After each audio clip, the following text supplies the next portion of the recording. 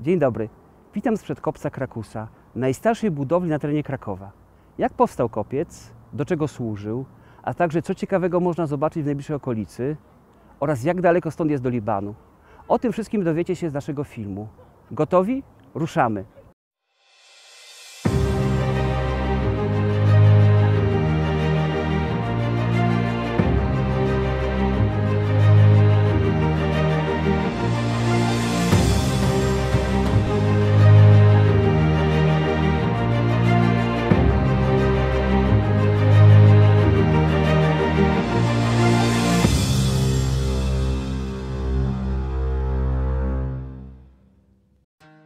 Wybierzemy się dzisiaj do dzielnicy Podgórze, leżącej na prawym brzegu Wisły, która do 1915 roku była oddzielnym miastem.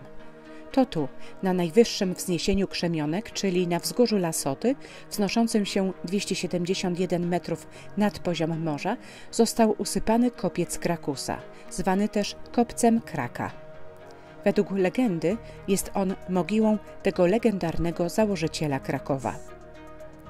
Znajduje się on mniej niż 2,5 km w linii prostej od Wawelu.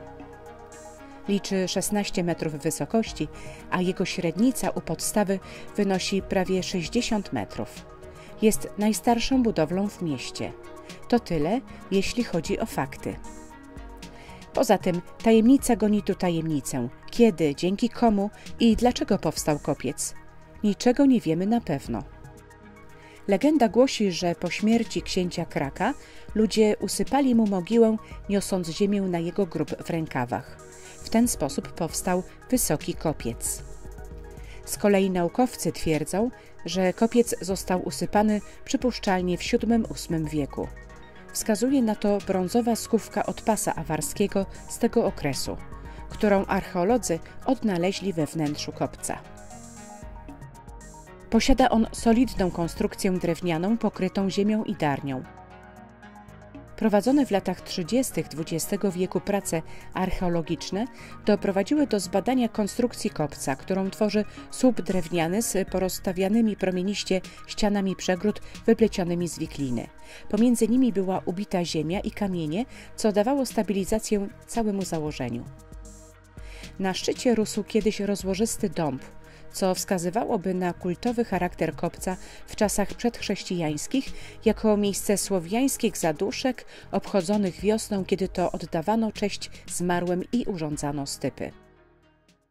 Obecnie co roku, w pierwszy wtorek po Wielkanocy, pod kopcem Krakusa można przenieść się w czasie i zobaczyć, jak wyglądało życie we wczesnośredniowiecznych osadach, potyczki zbrojne wojów oraz tradycyjne obrzędy odprawiane z okazji nadejścia wiosny.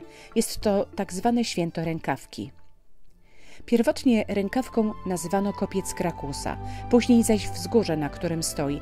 Nazwa rękawka wiąże się z legendą o tym, jak to poddani Kraka nosili ziemię na mogiłę założyciela miasta w rękawach. Faktycznie jednak nazwa ta wywodzi się z języka starosłowiańskiego od słów rakew lub raka, co oznacza trumnę lub grób, co mogłoby potwierdzać, że kopiec był miejscem kultu zmarłych przodków lub po prostu grobem. Nazwa kopiec Krakusa pojawia się dopiero w XVII wieku. Tradycja świętowania na i przy kopcu przeniosła się w czasy chrześcijańskie, a uroczystości zamieniły się w festyn. Podczas zabaw palono tu ogniska, urządzano zawody szermiercze, a biednym ze szczytu kopca rzucano jedzenie i pieniądze. Niektórzy łączą powstanie kopca z Celtami i ich kalendarzem astronomicznym, datując go na I wiek naszej ery. Wskazywać na to ma wzajemne położenie kopców Krakusa i oddalonego o 10 km od niego kopca Wandy. Obok kopca z łatwością można dostrzec nierówności terenu, zarysami fos, wałów i pozostałościami ceglanych konstrukcji. Obszar kopca Kraka z uwagi na usytuowanie nadawał się doskonale do celów militarnych. To tu właśnie znajdował się fort cytadelowy nr 33 Krakus. Jego budowę rozpoczęto w 1854 roku. Miał on stanowić kolejne ogniwo twierdzy Kraków. Neogotycki fort powstał po 3 latach wokół kopca w formie nieregularnego ośmioboku. Wyposażono go w koszary, fosę oraz mosty zwodzone. Został zburzony w 1933 roku w czasie przystąpienia do prac archeologicznych na kopcu Kraka. 20 lat później zostały rozebrane koszary, z których cegła miała służyć do odbudowy zniszczonej w czasie wojny Warszawy.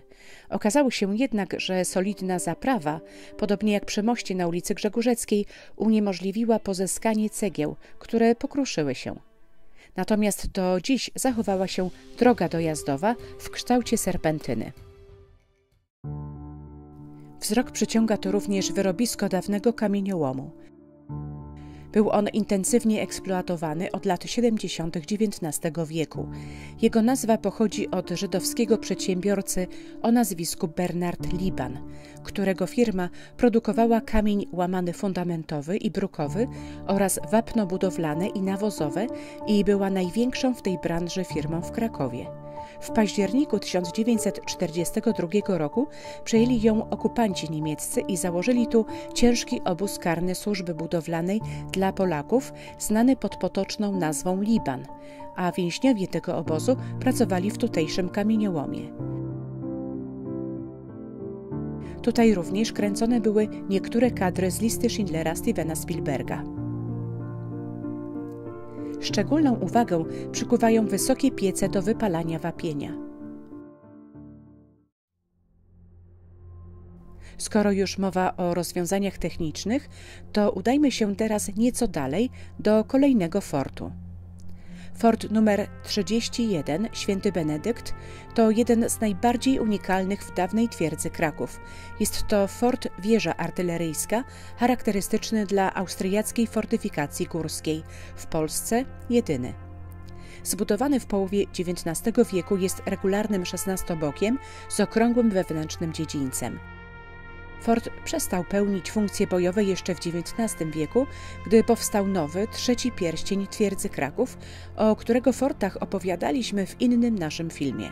Później pełnił już tylko rolę koszar, a następnie mieszkalną. Obecnie czeka na właściwe zagospodarowanie. Tuż obok znajduje się kościół Świętego Benedykta, najmniejszy kościół Krakowa, położony na skraju średniowiecznego kamieniołomu tuż przy pionowej zerwie skalnej. Jest najstarszym murowanym zabytkiem Podgórza. Powstał na miejscu rotundy z X-XI wieku. Jego lokalizacja u stóp kopca Kraka, miejsca pogańskich kultów, ma ścisły związek z wprowadzeniem chrześcijaństwa na te tereny. To właśnie przed tym kościołem odbywa się odpust związany ze świętem Rękawki. Przed wojną tłumy krakowian wspinały się na wzgórze, aby brać udział w licznych zabawach tam organizowanych. Była m.in. karuzela i słup posmarowany tłuszczem do wspinaczki. Warto się wybrać na kopiec Kraka i w jego okolice nie tylko ze względu na ciekawą historię, ale i na widoki. Staje się on coraz bardziej popularnym miejscem na pikniki, sesje fotograficzne czy obserwowanie zachodu słońca.